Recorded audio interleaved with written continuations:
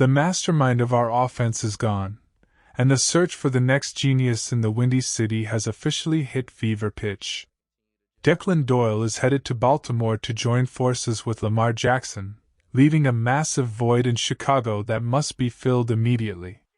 We're breaking down every explosive candidate on the table right now to see who will step into this high-stakes role and lead our squad to glory. Make sure you like this video, share it with every fan you know, and subscribe to the channel so you never miss a breaking update. Losing a rising star like Doyle is a gut punch, especially after seeing the chemistry he built within this building. But in the NFL, the carousel never stops turning. We're looking at a fascinating mix of internal protégés and external heavyweights. How do you replace a guy who was the youngest offensive coordinator in the league and a total workhorse for the game plan? That is the million-dollar question keeping everyone up at night. Do we stick with the continuity of the current staff, or do we bring in an outsider with a fresh perspective to push this unit over the top? Let's start with the guys who already know the building. The name on everyone's lips right now is J.T. Barrett.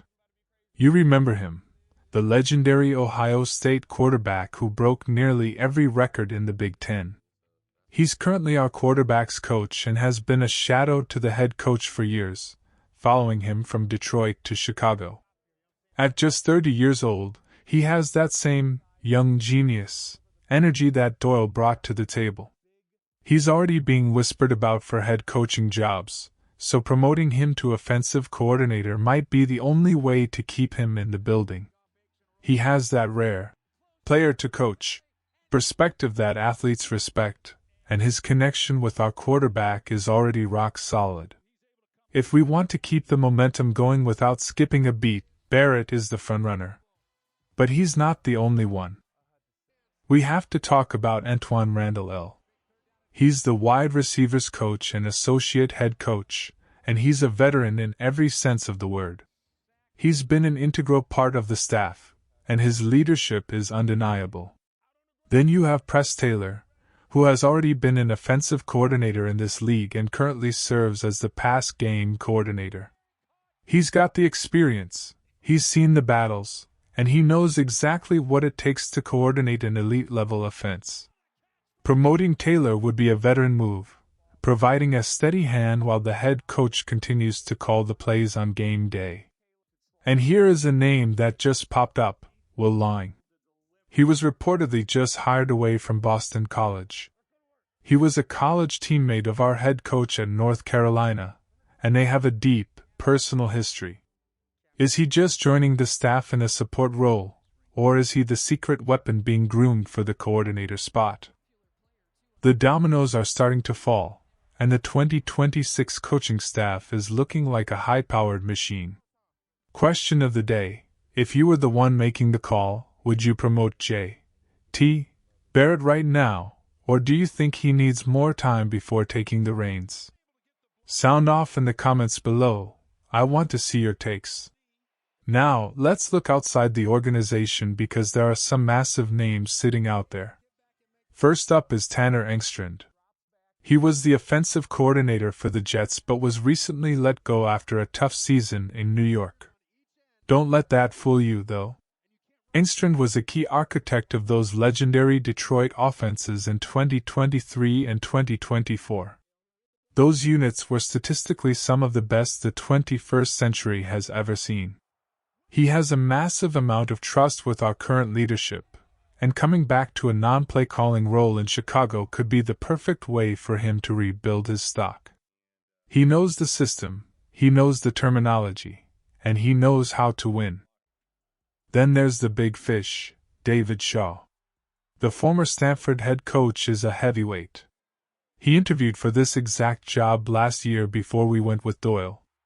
Shaw is a brilliant offensive mind with decades of experience, and he spent time in the Denver front office working under the legendary Sean Payton.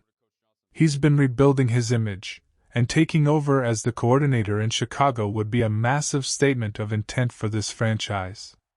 Imagine having a guy with his pedigree focusing entirely on the weekly game plan. It's a scary thought for the rest of the league. We also have to consider the what ifs. There's a lot of chatter about Eric Bieniemy and whether he would have been the choice if he hadn't already taken the job in Kansas City.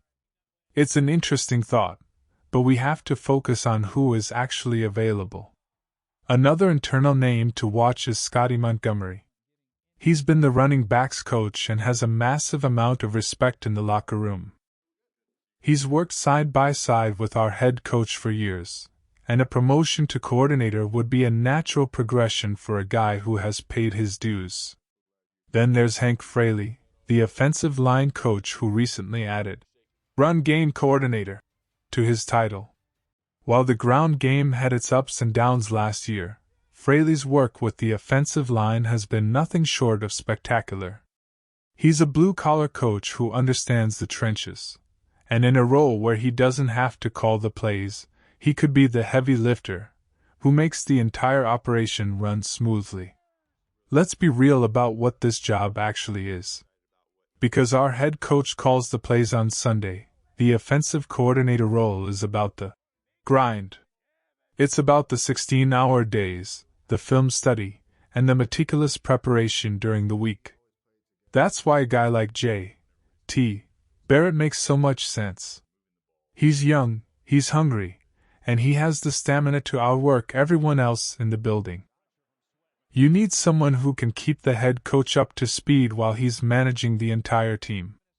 If we want to go with a real, long shot, or a big swing, keep an eye on Davis Webb.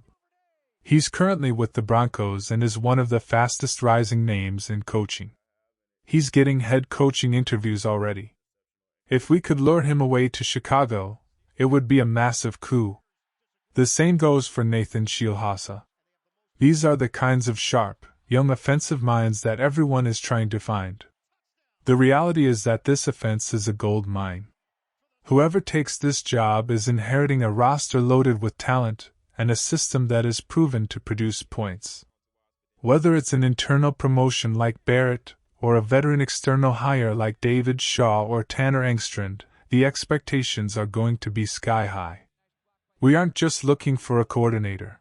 We are looking for the final piece of a championship puzzle.